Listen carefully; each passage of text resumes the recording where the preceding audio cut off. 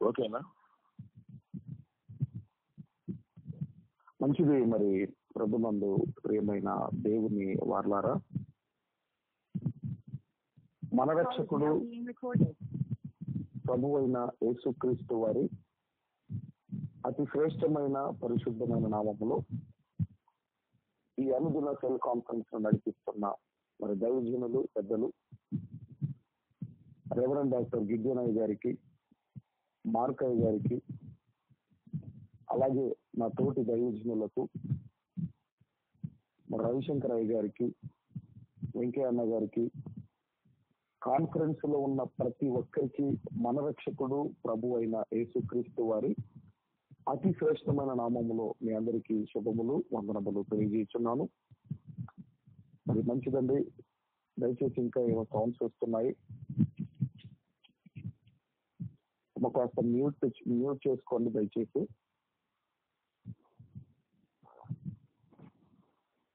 మీ సౌండ్సే మాకు వినబడుతున్నాయి, దయచేసి మ్యూట్ చేసుకోండి. సమయం కూడా అయిపోతా ఉంది.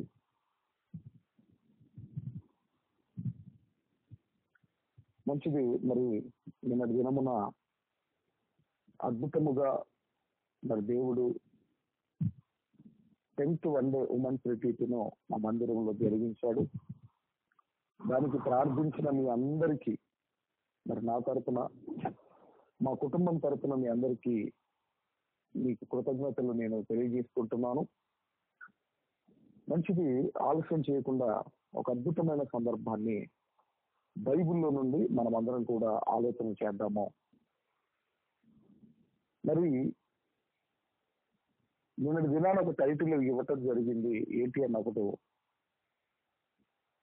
స్త్రీ జన్మ భారమా భాగ్యం అనే ఒక అద్భుతమైన టైటిల్ ఇవ్వటం జరిగింది. ఎందుకు భారమో ఎలా భాగ్యమో అన్నది చాలా జాగ్రత్తగా మనమందరం కూడా ఆలోచన చేద్దాము. సృష్టిలో మనం ఆలోచన చేయగలిగితే మొట్టమొదటిగా పుట్టింది పురుషుడు పుట్టాడు, ఆ తర్వాత స్త్రీ పుట్టింది. ఆదాము నుండి మరి అవ్వ రావటం అనేది మనందరికీ తెలుసు.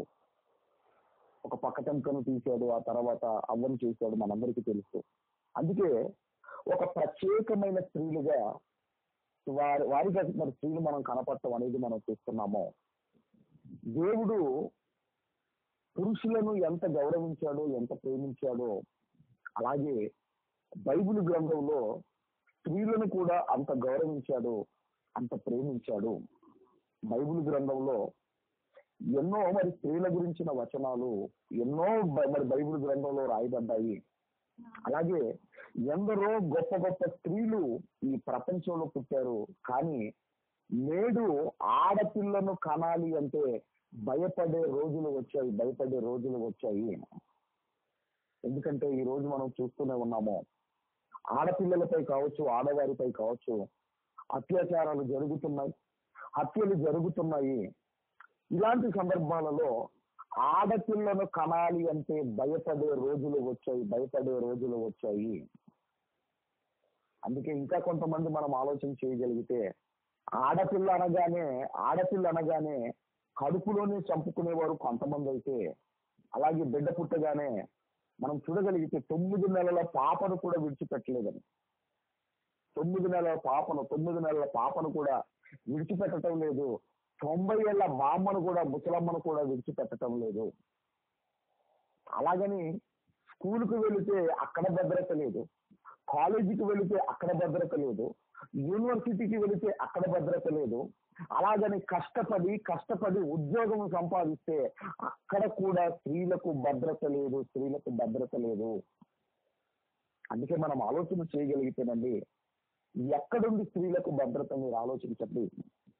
అందుకే ఈ భూ ప్రపంచంలో స్త్రీలు అనేవారు లేకపోతే ఇదిగోనండి మానవ మనుగడ అనేది చాలా కష్టకరంగా మారిపోతుంది. ఈ భూ ప్రపంచంలో స్త్రీలు అనేవారు లేకపోతే మానవ జాతి అంతరించిపోతుంది. ఎప్పుడైతే స్త్రీల విలువ తెలిసి స్త్రీలను గౌరవిస్తారో అప్పుడేనండి ఈ దేశాలు బాగుపడతాయి. అందుకే ఇలాంటి పరిస్థితుల్లో స్త్రీలను కనాలి అంటే భయపడుతున్నారు తల్లిదండ్రులను, ఆడపిల్లలను కనాలి అంటే తల్లిదండ్రులు భయపడుతున్నారు, భారం అనుకుంటున్నారు. ఎందుకు ఈ కడుపు కోత, ఎందుకు ఈ బాధ? మనం కోల్కతా ప్రాంతంలో మనం చూసాం కదండి, ఒక ట్రైనీ డాక్టర్ ను ఎంత భయంకరంగా మరి అత్యాచారం చేసి చంపారు మనకు తెలుసు కదండి. కాబట్టి ఆడపిల్లను కనాలి అంటే భయపడే రోజులు. కాబట్టి మనం ఆలోచన చేయగలిగితే మరి ఎలా భాగ్యము అన్నదానికి బైబిల్ గ్రంథంలో భాగ్యము అన్న పదాన్ని ఎక్కడెక్కడ వాడాడు, దేనికి వాడాడు, బైబిల్ గ్రంథంలో భాగ్యము అన్న మాటకు దేవుడిచ్చిన డెఫినేషన్ ఏంటో మరి బైబిల్ గ్రంథంలో మనం అందరం కూడా చూడగలిగితేనండి. దయచేసి అందరం కూడా దినవృత్తాంతముల రెండవ గ్రంథము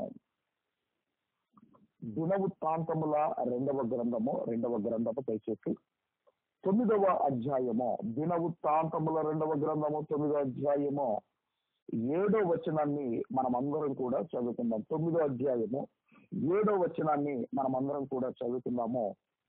మీ సేవకుల భాగ్యము మంచిది, ఎల్లప్పుడూ మీ సముఖమున నిలిచి మీ జ్ఞాన సంభాషణ వినుచుండు మీ సేవకులైన వీరి భాగ్యము మంచిది అంటున్నాడు. మనందరికీ తెలుసు, సొలొమోను గారు దేవుణ్ణి జ్ఞానం కోరుకున్నాడు.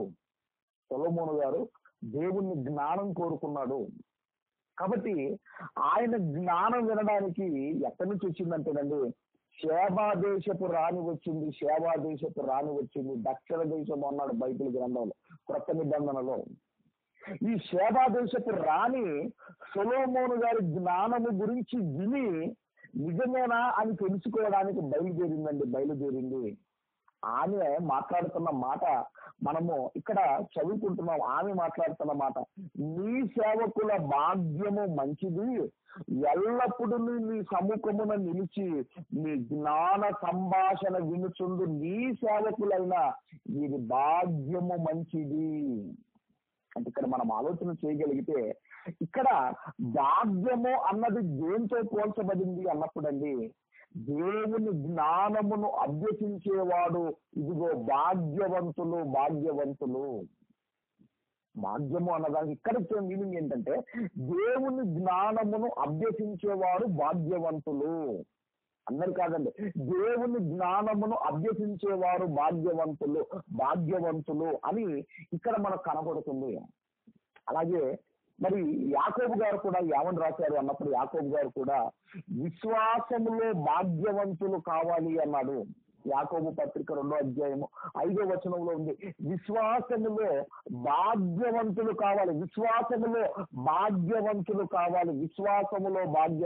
కావాలి అని యాకోబు గారు రాస్తానండి. అలాగే ఈ భాగ్యము అన్నదానికి మరొక డెఫినేషన్ ఏముందన్నప్పుడు అండి, అందరం కూడా ద్వితీయోపదేశ కాండము, అందరం కూడా దయచేసి ద్వితీయోపదేశ కాండము 8వ అధ్యాయము 17-18 వచనాలు మనం అందరం కూడా చదువుకుందాం. 17-18 వచనాలు మనం అందరం కూడా చదువుకుందాం. అయితే మీరు మీ సామర్థ్యము, మీ బాహుబలము, ఇంత భాగ్యము మాకు కలగజేసినని అనుకొందురేమో. ఇశ్రాయేలీలు ఇదిగో ఇంత భాగ్యం అంటే ఇంత సంపద కావచ్చు, ఇంత సిరి సంపదలు కావచ్చు, ఇదంతా కూడా మా తెలివితేటలు, మా జ్ఞానం అని మీరు అనుకుంటారేమో.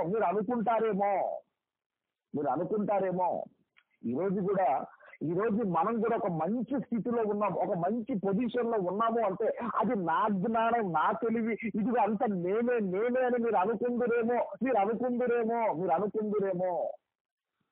18వ వచనంలో అంటున్నాడు, కాగా నీ దేవుడైన యెహోవాను జ్ఞాపకము చేసుకొనవలెను, ఏలయనగా తాను నీ పితరులతో ప్రమాణము చేసినట్లు తన నిబంధనను నేటి వలె స్థాపింపవలెనని మీరు భాగ్యము సంపాదించుకొనుటకై మీకు సామర్థ్యము కలగజేయువాడు ఆయనే. మీరు భాగ్యము సంపాదించుకొనుటకై మీకు సామర్థ్యము కలగజేయువాడు ఆయనే. అంటే మనం ఆలోచన చేయగలిగితే ఇదిగోనండి, ఈ రోజు ఈ మంచి స్థితిలో, ఈ మంచి పొజిషన్ లో మీరు ఉన్నారు అంటే మీకు భాగ్యమును, అంటే మీరు భాగ్యమును అంటే సిరి సంపదలు సంపాదించుకోవడానికి ఇదిగోనండి ఆయనే మీకు సామర్థ్యము కలగజేయవాడు, ఆయనే మీకు సామర్థ్యము కలగజేయవాడు. ఈరోజు స్థలాలు ఉన్నాయి, పొలాలు ఉన్నాయి, ఇదిగో బ్యాంకు బ్యాలెన్స్లు ఉన్నాయి, కార్లు ఉన్నాయి, ఇల్లులు ఉన్నాయి, ఇవన్నీ ఉన్నాయి అంటే దానికి సామర్థ్యము కలగజేసిన వాడు దేవుడే, దేవుడే, దేవుడే. మర్చిపోవద్దు.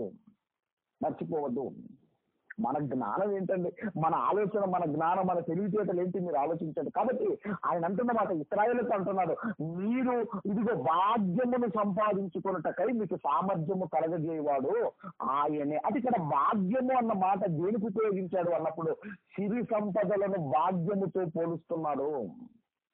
సిరి సంపదలను ఆయన భాగ్యముతో పోలుస్తున్నాడు.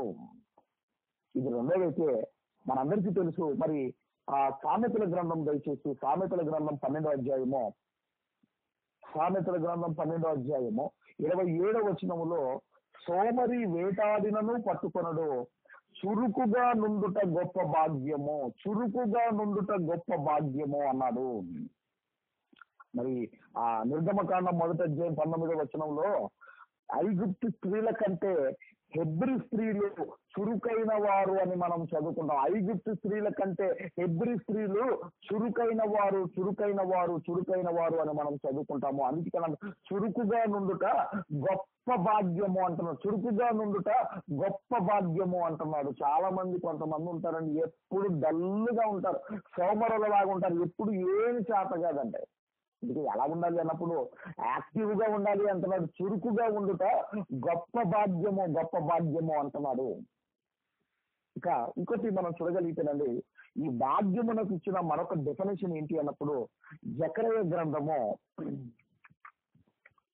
పరిశుద్ధ దేవుని గ్రంథములో నుండి జకర్యా గ్రంథము 3వ అధ్యాయము 7వ వచనాన్ని మనమందరం కూడా చదువుకున్నాం. 3వ అధ్యాయము 7వ వచనాన్ని మనమందరం కూడా దయచేసి చదువుకున్నాము.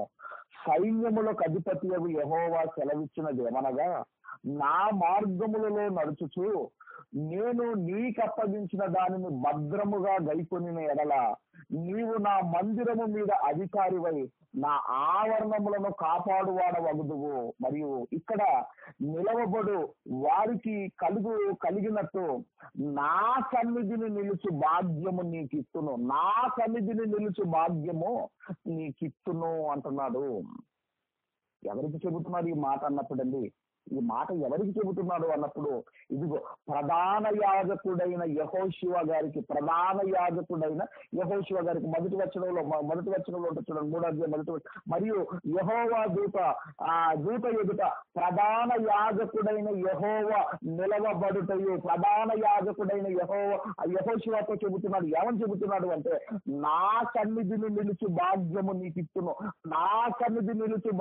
నీకిత్తును అంటున్నాడు, నీకిస్తాను అంటున్నాడు.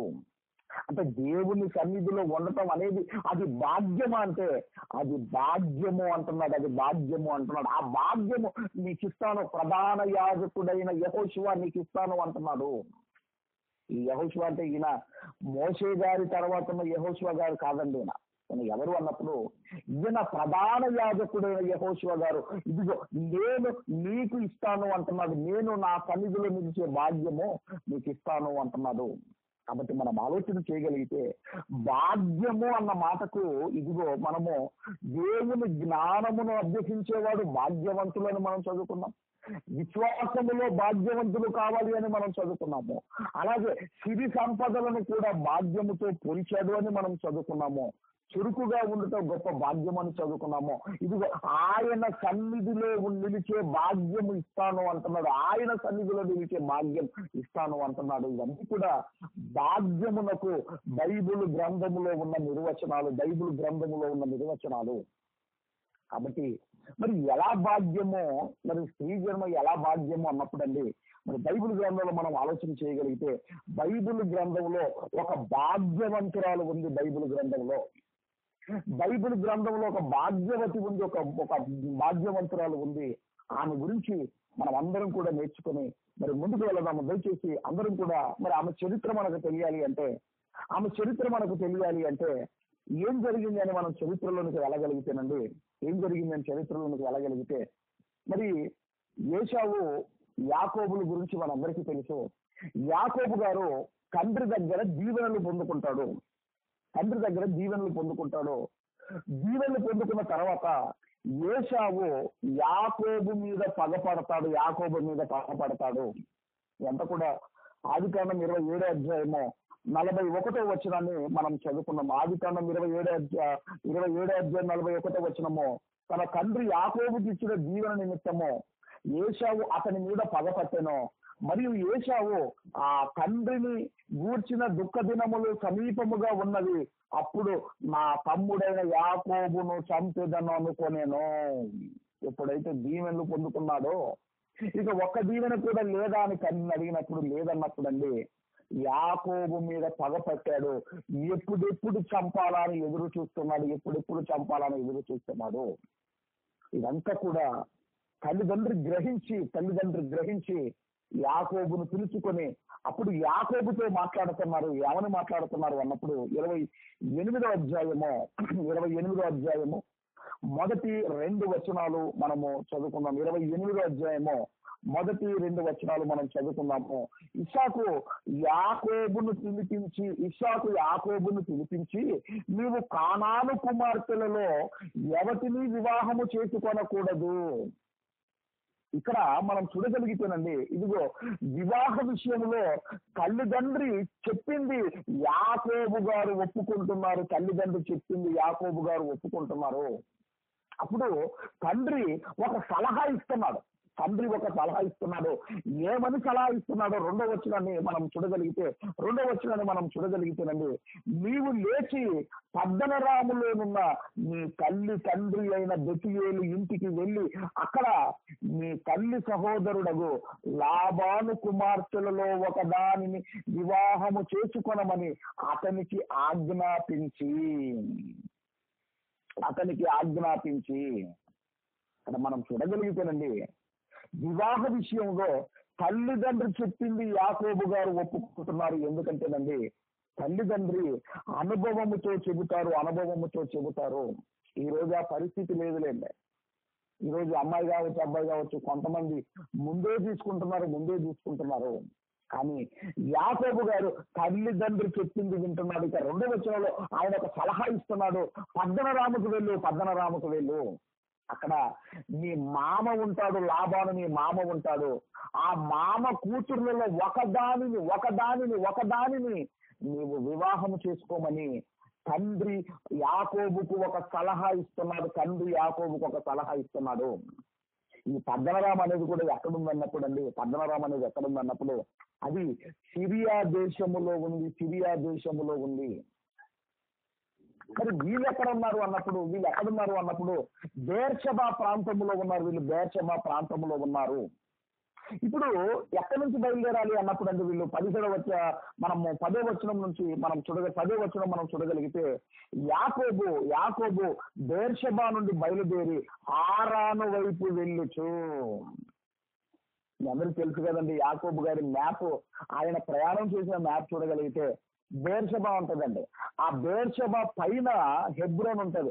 ఆ హెబ్రోన్ పైన ఎఫ్రాతా ఉంటది. ఆ ఎఫ్రాతా పైన బేతేలు ఉంటది. ఆ బేతేలు పైన షెకెము ఉంటుంది. ఇప్పుడు ఎక్కడికి వెళ్ళాడు అన్నప్పుడు బేర్షెబా ప్రాంతము నుంచి హెబ్రోను దాటాడు. హెబ్రోను దాటిన తర్వాత ఎఫ్రాతా దాటాడు. ఆ ఎఫ్రాతా పైన ఉన్నదే బేతేలు. ఆ ప్రాంతానికి వచ్చాడండి. ఆ ప్రాంతానికి వచ్చిన తర్వాత అక్కడ ప్రొద్దు గూకుతుంది. ఆ తర్వాత ఏం జరిగింది అన్నప్పుడు ఆయన ఒక రాయిని తీసుకొని తలగడ చేసుకొని పడుకుంటాడు. అలా పడుకున్నప్పుడు ఏం జరిగింది అన్నప్పుడు అండి, ఆయన ఒక కల కంటాడు. ఒక నిచ్చెన భూమి మీద నుండి దాని కొన ఆకాశమును అంటుకొని ఉంటుంది. దాని మీద దేవదూతలు ఎక్కుచు దిగుచు మరి ఉండటం అనేది మనందరికీ తెలుసు.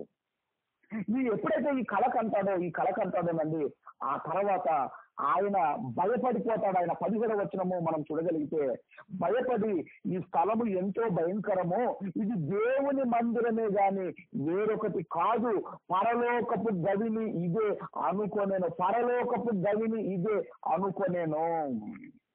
అంటే మనం ఆలోచన చేయగలిగితేనండి, ఇదిగోనండి పరలోకానికి వెళ్ళే నిచ్చెన ఎక్కడుంది అన్నప్పుడు మందిరములోనే ఉంది, మందిరములోనే ఉంది.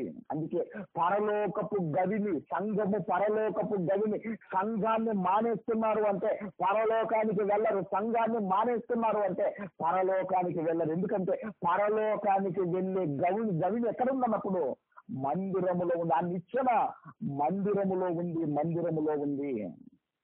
ఆ తర్వాత ఆయన లూజు అనే ప్రాంతానికి బేతేలు అనే పేరు పెడతాడు. బేతేలు అనగా దేవుని మందిరము, బేతేలు అనగా దేవుని మందిరము, దేవుని మందిరము. అంటే వీళ్ళు ఎక్కడున్నారు అన్నప్పుడు బేర్షెబా ప్రాంతంలో ఉన్నారు. ఇప్పుడు ఎక్కడికి వెళ్ళాలి అన్నప్పుడు సిరియా దేశంలోని పద్మనారాముకి వెళ్ళాలి. ఆ తర్వాత వెళ్ళిపోయాడు. వెళ్ళిపోయిన తర్వాత ఏం జరిగింది అన్నప్పుడు అండి 29వ అధ్యాయం ఆదికాండము 29వ అధ్యాయము 10వ వచనాన్ని మనం అందరం కూడా చదువుకున్నాం. 10వ వచనాన్ని మనం అందరం కూడా చదువుకున్నాము. యాకోబు తన తల్లి సహోదరుడైన లాబాను కుమార్తెయగు రాహేలును, తన తల్లి సహోదరుడగు లాబాను గొర్రెలను చూసినప్పుడు అతని దగ్గరకు వెళ్ళి బావి మీద నుండి రాతిని పొర్లించి తన తల్లి సహోదరుడకు లాబాను గొర్రెలకు నీళ్లు పెట్టెను. యాకోబు రాహేలును ముద్దు పెట్టుకొని ఎలుగెత్తి ఏడిచెను. ఇక్కడ మనము ఆలోచన చేయగలిగితేనండి, ఇక్కడ మనము చూడగలిగితే, ఇదిగో ఇక ఆ ప్రాంతానికి వెళ్ళిపోయాడు. ఆ ప్రాంతానికి వెళ్ళిపోయిన తర్వాత అక్కడ ఒక బావి దగ్గరికి వెళ్ళాడు. అక్కడ రాహేలు లాబాను యొక్క ఇదిగో ఆ గొర్రెల మందలను మేపుతుంది. అప్పుడు వెళ్ళిపోయాడు. అక్కడ మనం చూస్తున్నాము, ఆ బావి మీద నుండి రాయిని పొర్లించి అని మనం చదువు. అంటే ఆ రోజుల్లో మనం చూడగలిగితేనండి, బావుల మీద ఏముండేటివంటే మూటలు ఉండేటివి. ఎందుకయ్యా మూట అన్నప్పుడు ఇదిగోనండి భద్రత కోసము, సేఫ్టీ కోసము. ఎందుకంటే ప్రమాదం జరగకుండా ఎవరైనా అలా చేదుకుంటున్నప్పుడు అందులో పడకుండా ఉండడానికండి మూటలు పెట్టేవారు భద్రత కోసము. ఆ తర్వాత ఏం జరిగింది అన్నప్పుడు అండి, ఆ తర్వాత ఇక అక్కడి నుంచి ఆ గొర్రెలకు నీళ్లు పెట్టాడు. ఆ తర్వాత లాబాను ఇంటికి వెళ్ళారు. అప్పుడు ఏమంటున్నాడు అన్నప్పుడు 15వ వచనంలో, లాబాను లాబాను నా బంధుడు అయినందున ఊరికయ్యే నాకు కొలువు చేసేదవా, నీకు ఏమి జీతము కావాలో చెప్పమని యాకోబు అడిగాను. లాబానికి 2 కుమార్తెలు ఉండేవి. వారిలో పెద్దదాని పేరు లేయ, చిన్నదాని పేరు రాహేలు. పెద్దదాని పేరు లేయ, చిన్నదాని పేరు రాహేలు. 17వ వచనము, లేయ జబ్బు కండ్లు గలది. అలాగే రాహేలు రూపవతియు సుందరి ఉండెను అని మనం చదువుకుంటున్నాం. అంటే లేయ గురించి మనం ఆలోచన చేయగలిగితే, ఆమెకు కళ్ళలో ఏదో జబ్బు ఉంది, ఏదో ఐ ప్రాబ్లం ఉంది. అయితే రాహేలు మాత్రము రూపవతియు సుందరియునై ఉండెను.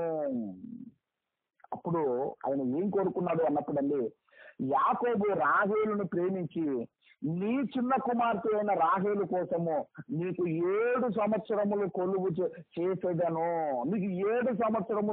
చేసేదను అన్నప్పుడు, అందుకు లాబాను ఆమెను అన్యునికిచ్చుట కంటే నీకిచ్చుట మేలు, నా యొద్ద ఉండమని చెప్పగా, ఇక ఆయన అడిగాడండి, నేను రాహేలు కోసము 7 సంవత్సరాలు నీకు కొలువు చేస్తాను అని మరి లాబానుతో యాకోబు గారు చెబుతున్నారు. ఇక్కడ మనం చూడగానే ఆలోచన చేయగలిగితే, యాకోబు గారు రాహేలు గారిని ఇష్టపడుతున్నాడు.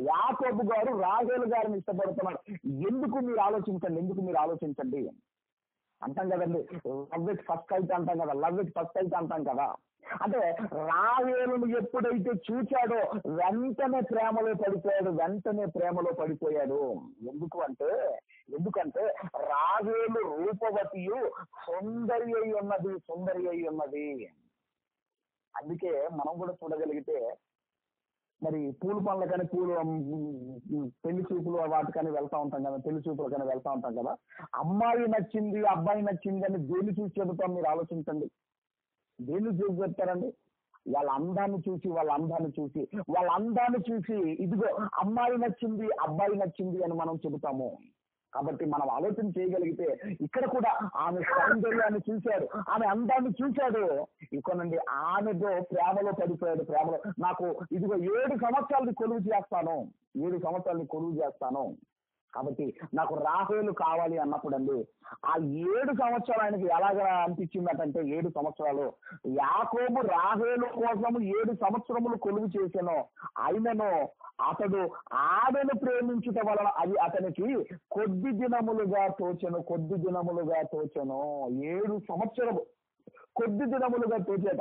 7 సంవత్సరములు కొద్ది దినములుగా తోచేయట. అందుకే ఆల్బర్ట్ ఐన్స్టీన్ అనే ఒక సైంటిస్ట్ ఏమని చెప్పాడు అంటే, మనకి ఇష్టమైన వారితో మనం ఎంత గడిపినా మనకు టైం తెలియదటంటే. అమ్మాయి అబ్బాయిలు వాళ్ళు ఒకవేళ మార్నింగ్ నుంచి సాయంత్రం వరకు కూర్చున్నా ఇప్పుడే టైం అయిపోయింది అని మాట్లాడుకుంటారట. అంటే మనకిష్టమైన వారి దగ్గర మనం ఎంత టైం స్పెండ్ చేసినా టైం అనేది తెలియదటండి. ఇప్పుడు ఎంత టైం అయిందా అనుకుంటామట. మనకి ఇష్టమైన చోట ఒక నిమిషము కూడా మనం ఉండలేము. ఎలాగంటే ఒక వేడి జనం మీద కూర్చుంటే ఎలా ఉంటుందో మనకి ఇష్టము లేని చోట అలా ఉంటుందటండి, మనకు అలా ఉంటుందట. అందుకేనండి 7 సంవత్సరాలు ఏం చేశాడు అన్నప్పుడు కొలువు చేస్తే ఆ 7 సంవత్సరాలు కొద్ది దినములుగా ఉండని. ఎందుకంటే ఆమెను ప్రేమించాడు కాబట్టి 7 సంవత్సరాలు అయిపోయింది. ఆ తర్వాత లాబాను మ్యారేజ్ చేశాడు. లాబాను మ్యారేజ్ చేసిన తర్వాత తెల్లవారేసరికి లాబాను దగ్గరికి వెళ్ళిపోయి ఏం జరిగింది అన్నప్పుడు తర్వాత 26వ వచనాన్ని మనం అందరం కూడా చదువుకున్నాం. అదే అధ్యాయము 26వ వచనాన్ని మనం చదువుకున్నాం. అందుకు లాబాను పెద్దదానికంటే ముందుగా చిన్నదానినిచ్చుట మా దేశ మర్యాద కాదు. ప్రతి దేశానికి ఒక మర్యాద ఉంటుంది. మా దేశ మర్యాద కాదు. పెద్దదానికి వివాహం కాకుండా చిన్నదానికి చేయటం అన్నది మా దేశ మర్యాద కాదు అని ఏం చేశాడు అంటేనండి, లేయానిచ్చాడు. ముందుగా లేయాను జబ్బు కన్నది అని మనం చదువుకున్నాం కదా, కళ్ళలో ప్రాబ్లం ఉన్నది అని మనం చదువుకున్నాం కదా. ఆ లేయాను కట్టబెట్టాడు. అందుకేనండి మరి ఇప్పుడు మళ్ళీ అసలు ప్రేమించిందేమో రాహేలును, ఇదిగోనండి ఇప్పుడు లేయాను వివాహం చేశాడు. మరి ఇప్పుడు నాకు రాహేలు కావాలి అన్నప్పుడు మరలా నీవు 7 సంవత్సరాలు నా దగ్గర కొలువు చేయాలి అన్నాడండి. అలాగండి 14 సంవత్సరాలు రాహేలు కోసం కొలువు చేశాడు. దాన్నే మనం ఆలోచన చేయగలిగితే జీవిత ఖైదు అంటారు. 14 సంవత్సరాలు శిక్ష వేస్తారు. అలాగే ఈయన రాహేలును ప్రేమించినందుకు 14 సంవత్సరాలు ప్రేమ ఖైదైపోయాడు. 14 సంవత్సరాలు ఆయన కొలువు చేశాడు. ఆ తర్వాత రాహేలును కూడా వివాహం చేసుకున్నాడు. ఇక త్వరగా మనం ఆలోచన చేయగలిగితే 31వ వచనానికి మనం రాగలిగితే లేయా ద్వేషించబడుట యెహోవా చూచి ఆమె గర్భమును తెరిచెను. అంటే యాకోబు రాహేలును ప్రేమిస్తున్నాడు, లేయాను ద్వేషిస్తున్నాడు. అది ఎవరు చూచారు అంటే దేవుడు చూచాడు. ఆమె అన్నదండి తండ్రి దగ్గరికి వెళ్ళిపోయి, నానా చెల్లెలు ప్రేమిస్తున్నాడని నీకు తెలుసు, నాకు తెలుసు, మరి ఎందుకు నన్ను ద్వేషిస్తాడని తెలిసి ఎందుకు బలవంతపు మ్యారేజ్ నాకు వివాహం చేశావు అని తండ్రి దగ్గరికి వెళ్ళి తండ్రిని నిలదీయలేదు. లేయా గారు తండ్రిని నిలదీయలేదు. ఎందుకు నా జీవితాన్ని ఇలా పాడు చేశావని తండ్రిని నిలదీయలేదండి. తండ్రితో గొడవ పెట్టుకోలేదండి. లేయా గారు గొడవ పెట్టుకోలేదు.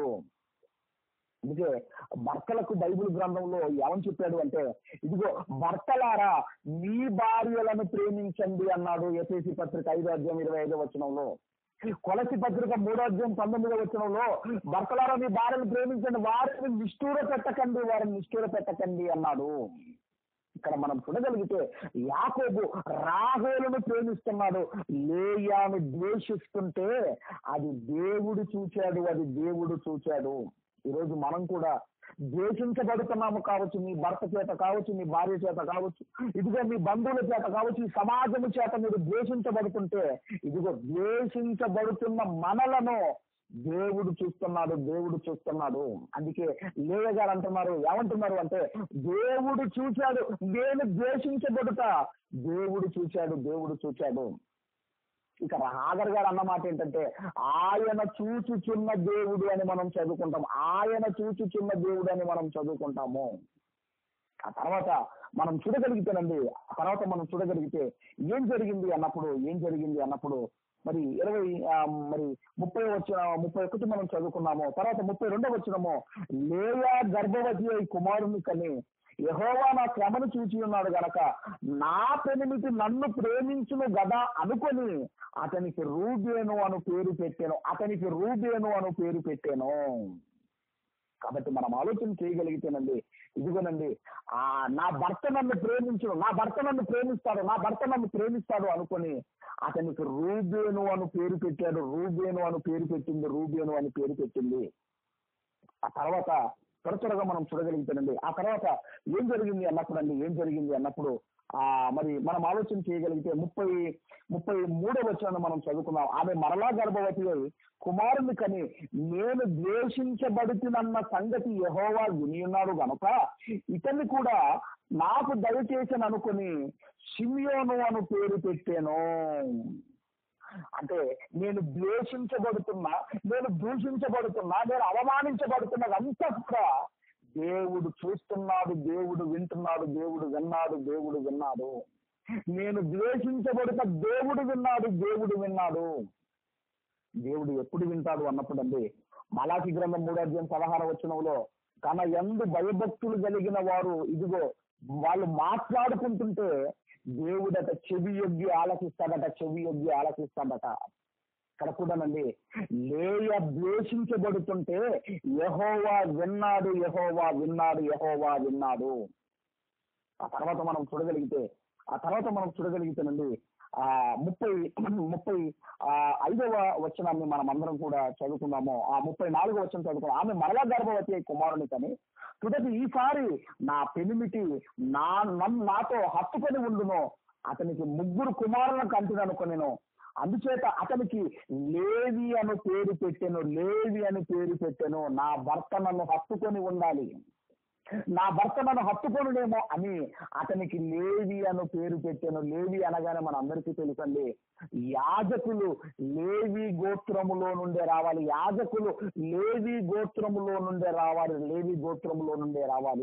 మనందరికీ తెలుసు యోకేబేదు. వాళ్ళకు 3 సంతానం అండి. ఆ 3 సంతానంలో మిరియాము గారు మొట్టమొదటి ప్రవక్తిని బైబిల్ గ్రంథంలో, అహరోను మొట్టమొదటి యాజకుడు, ఇదిగో మోషే గారు ఆయన నాయకుడు, ఇశ్రాయేలీలను నడిపించిన మొట్టమొదటి నాయకుడు. అంటే ఎలా పెంచింది తల్లి అన్నప్పుడు, పాలిచ్చి అధికారాల కోసం పెంచలేదండి, పాలిచ్చి ప్రభువు కోసం పెంచింది యోకేబేదు గారు. ఆ యాజకులు రావాలి అంటే ఇదిగో లేవి గోత్రము నుండే రావాలి. ఇలా మనం ఆలోచన చేయగలిగితేనండి, ఇంకా మనం ముందుకు వెళ్ళగలిగితే, అలాగే 35వ వచనంలో మనం చూడగలిగితే 35వ వచనము, ఆమె మరలా గర్భవతి అయి కుమారుని కని ఈసారి యెహోవా స్తుతించదని అనుకొని యూదా అను పేరు పెట్టెను. అప్పుడు ఆమెకు కానుపు ఊడిగేను అని మనం చదువుకుంటున్నాము. అప్పుడు ఆమె మనం చూడగలిగితేనండి, ఇక ఏమని పేరు పెడుతుంది అన్నప్పుడండి, ఇదిగో యూదా అని పేరు పెట్టని. యూదా అన్న పేరుకు అర్థం ఏంటంటే ఇదిగో స్తుతించుట. అంటే ఎలాంటి పరిస్థితుల్లో స్తుతిస్తుందామె? ద్వేషించబడుతుంటే, దూషించబడుతుంటే, అవమానించబడుతుంటే, ఇదిగో ఇలాంటి సందర్భాలలో నా భర్త నన్ను హత్తుకొని ఉండునేమో, నా భర్త నన్ను ప్రేమించునేమో అని అలాంటి సందర్భాలలో ఆమె ఏం చేస్తుంది అన్నప్పుడు దేవుణ్ణి స్తుతిస్తుంది. కాబట్టి మనం ఆలోచన చేయగలిగితే, ఇలాంటి శ్రమలలో, ఇలాంటి బాధలలో దేవుణ్ణి స్తుతించిన స్త్రీగా లేయ గారు మనకు కనబడుతున్నారు. అందుకేనండి, భాగ్యవంతురాలు ఎవరు అంటే బైబిల్ గ్రంథంలో లేయా గారు భాగ్యవంతురాలు, ఆ మాట మనం చూడగలిగితే దయచేసి అందరం కూడా అదే ఆదికాండము 30వ అధ్యాయము ఆదికాండం 30వ అధ్యాయము దయచేసి అందరం కూడా మరి 13వ వచనాన్ని మనం అందరం కూడా చదువుకుందాం. 30వ అధ్యాయం 13వ వచనాన్ని మనం చదువుకుందాము. లేయా, నేను భాగ్యవంతురాలను, స్త్రీలు నన్ను భాగ్యవతి అందరు గదా అని అతనికి ఆషేరు అను పేరు పెట్టాను. ఎవరండి భాగ్యవంతురాలు అని మనం ఆలోచన చేయగలిగితే బైబిల్ గ్రంథంలో లేయా భాగ్యవంతురాలు. అందుకే స్త్రీలు నన్ను భాగ్యవతి అందరు గదా అని అతనికి ఆషేరు అను పేరు పెట్టాను. ఆ తర్వాత అండి మరొక కుమారుని కంటుంది. ఆ తర్వాత మనం చూడగలిగితే 6 కుమారులు పుడతారు. ఒక అమ్మాయి కూడా పుడుతుంది. 21వ వచనంలో ఆ తర్వాత ఆమె కుమార్తెను కని ఆమెకు దీనా అను పేరు పెట్టాను. మొత్తం మీద 7 సంతానం పుట్టారండి లేయా గారికి. 7 సంతానం పుట్టారు లేయా గారికి. 7 సంతానం పుట్టారు. అందుకే స్త్రీలలో భాగ్యవంతురాలు ఎవరు అన్నప్పుడు ఇదిగో లేయా గారు. అందుకే స్త్రీలు నన్ను భాగ్యవతి అందరు అని లేయా గారు పలుకుతున్నారు. ఇక్కడ మరొక విషయం మనం ఆలోచన చేయగలిగితే ఎందుకు యాకోబును మోసం చేశాడు అన్నప్పుడు అండి అక్కడ తండ్రి దగ్గర దీవెనలు పొందుకొని ఇదిగోనండి లాబాను దగ్గరికి వచ్చాడు. ఇక్కడ లాబాను ఏం చేశాడు అన్నప్పుడు ఇదిగో అక్కడ మోసం చేసి వచ్చాడు. ఇక్కడికి వచ్చేసరికి లాబాను చేతిలో మోసపోయాడు. అందుకే అన్నారు చెడపకురా చెడేవు అన్నారు. ఆయన మోసగాడైతే ఆ మోసగాడు ఎవరు అన్నప్పుడు లాబాను మోసగాడు. ఆ రాహేలు ఇస్తానని చెప్పి లేయాను కట్టబెట్టాడు. మరి ఇక్కడ ఒక విషయం మనం ఆలోచన చేయగలిగితే మరి ఆమెను ద్వేషిస్తాడు, ఆమెను అవమానిస్తాడు, ఆమెను దూషిస్తాడు అని తెలిసి ఎందుకు దేవుడు వాళ్ళను జతపరిచాడు, ఎందుకు దేవుడు వాళ్ళను ఒకటి చేశాడు? దానికి ఏమైనా రీజన్ ఉందా అంటే చివరిగా దానికి ఒక రీజన్ ఉందండి. ఆ రీజన్ చదువుకొని మనం అందరం కూడా ముగించుకున్నాం. రూతు గ్రంథము దయచేసి రూతు గ్రంథము 4వ అధ్యాయము 11, 12 వచనములు మనం చదువుకున్నాం. రూతు గ్రంథం 4వ అధ్యాయము 11, 12 వచనాలు చదువుకొని ముగించుకున్నాం. అందుకు పురద్వారము నుండిన ప్రజలందరూ పెద్దలను మేము సాక్షులము, యెహోవా నీ ఇంటికి నీ వచ్చిన ఆ స్త్రీని ఇశ్రాయేలీల వంశమును వర్ధిల్ల చేసిన రాహేలును పోలిన దానిగాను లేయాను పోలిన దానిగాను చేయునుగాక అంటున్నారు. అంటే ఎందుకు లేయాను యాకోబుతో ఎందుకు దేవుడు జతపరిచాడు, ఒకటి చేశాడు అన్నప్పుడు ఇశ్రాయేలీల వంశము అభివృద్ధి పొందడానికి. అందుకేనండి లేయాను యాకోబు గారికి దేవుడు జత చేశాడు. ఎందుకయ్యా అంటే దానికి రీజన్ ఏంటంటే ఆమె ద్వేషించబడుతుంది, అవమానించబడుతుంది, దూషించబడుతున్న ఎందుకు వాళ్ళను ఏకం చేశాడు అన్నప్పుడు ఇదిగోనండి ఇశ్రాయేలీల వంశము అభివృద్ధి చెందాలి. మరొక విషయం 12వ వచనము, ఎఫ్రాతాలో నీవు క్షేమాభివృద్ధి కలిగిన వాడవై బెత్లెహేములో నీవు ఖ్యాతి నొందుదువు గాక. అంటే బెత్లెహేము నుంచి ఎవరు రావాలి అన్నప్పుడు అండి బెత్లెహేము అనగానేనండి పరిశుద్ధుల పాదాలు ఇదిగో పరిశుద్ధులు పుట్టిన చోటు బెత్లెహేము అనేది. ఆ బెత్లెహేము పరిశుద్ధుల పాదాలు తొక్కిన ఆ స్థలములో నుండే ఎవరు రావాలి అన్నప్పుడు మహనీయుడైన యేసుక్రీస్తు వారు, లోక రక్షకుడైన యేసుక్రీస్తు వారు, మనందరి రక్షకుడైన యేసుక్రీస్తు వారు ఆ బెత్లెహేము నుండి రావాలి.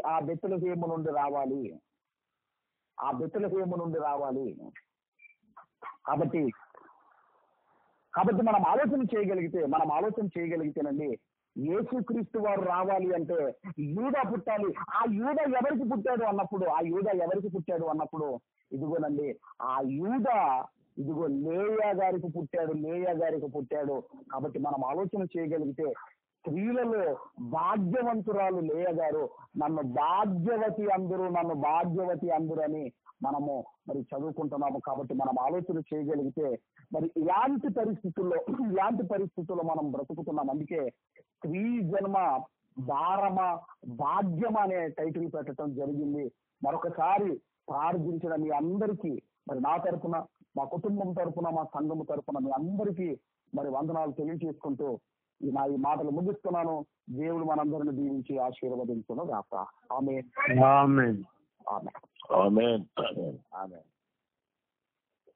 క్రీస్తునందు ప్రియులారా, మనం ప్రార్థించి